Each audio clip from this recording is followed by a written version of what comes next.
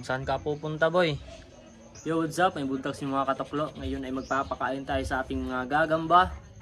So, ito yung papakain natin mga katuklo. So, nakaprepare na tayo dito ng hipon. Hipon ito mga katuklo. Ayan. So, inislice ko ng ng maliit na, pinamaliit. Ito. Ayan mga katuklo. Inihiwa-hiwa natin ng maliliit para makakain natin ng gagamba.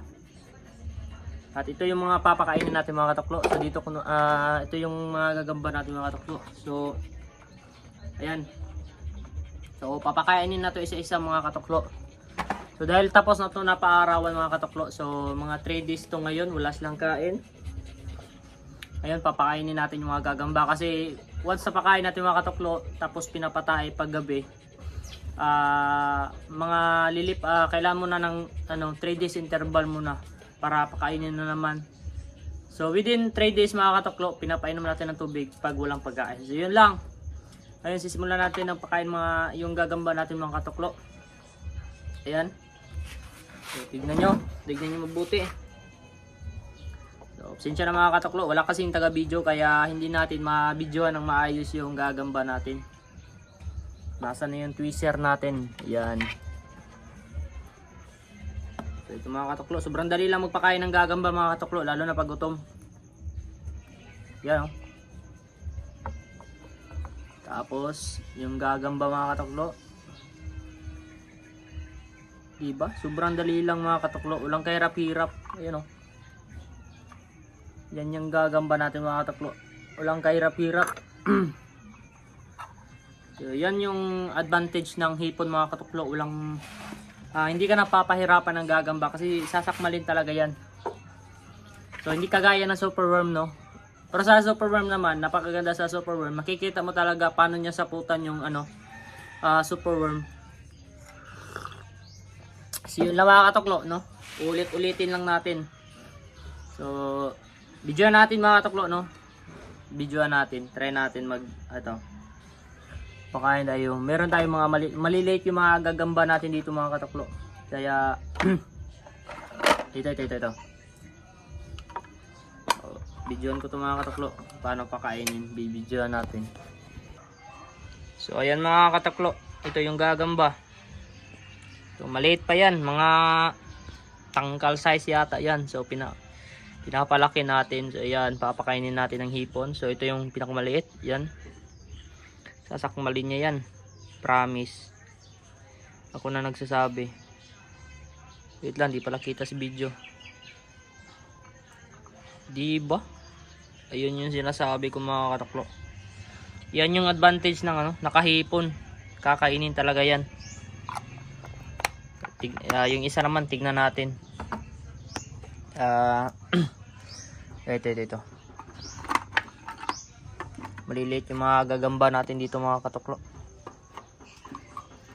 As in maliit talaga. Ayan o. Pero magaganda naman yung gagamba ko dito mga katuklo. Ayan. Ito. Hanap tayo ng isa. Sobrang laki.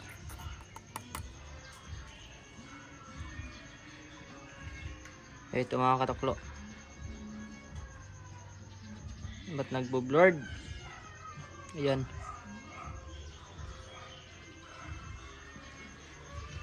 Wait lang.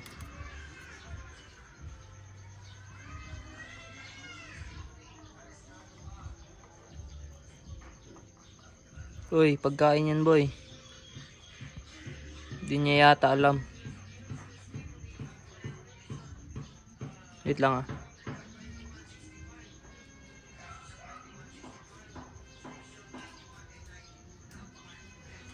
So ayan . May iba talagang gagamba, ayaw sumakmal .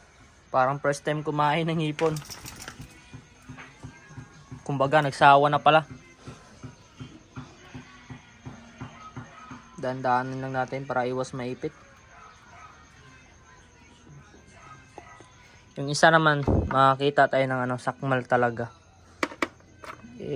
Ito, maliit talaga. Ito. Ito nakatagilid. Ayan mga kataklo. Ayan o. Yan maliit o. Pakainin natin yan.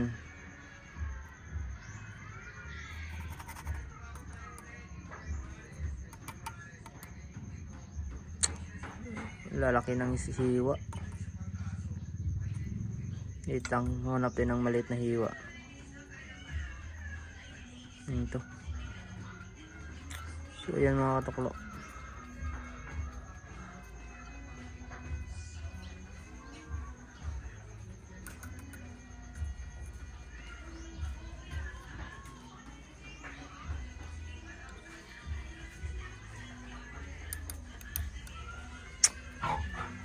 Gigay.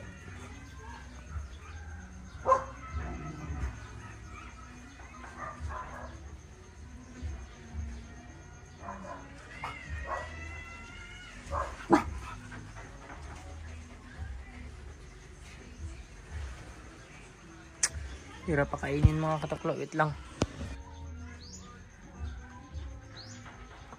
Wala talagang planong kumain, no? So ayan mga kataklo. So nagkukunwari pa ayaw kumain. So ito yung mga bagong kuha natin mga kataklo. So ngayon, alam niya na yung kakainin niya. Yung hipon. Yan. Kunwari ka pa eh. Kakain din naman. Babalik na natin sa kanyang bahay mga kataklo.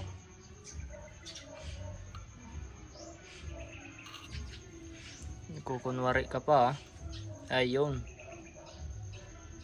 Kakain din naman. Saan ka pupunta boy? So yun lang mga katuklo. Kung nagustuhan mo yung content natin, paki-subscribe naman ang ating YouTube channel at pindutin yung notification bell para maging updated ka sa mga bagong videos natin. At huwag kalimutan i-follow yung TikTok at Facebook natin, Tukloan TV. So maraming salamat sa panonood. Yun lang.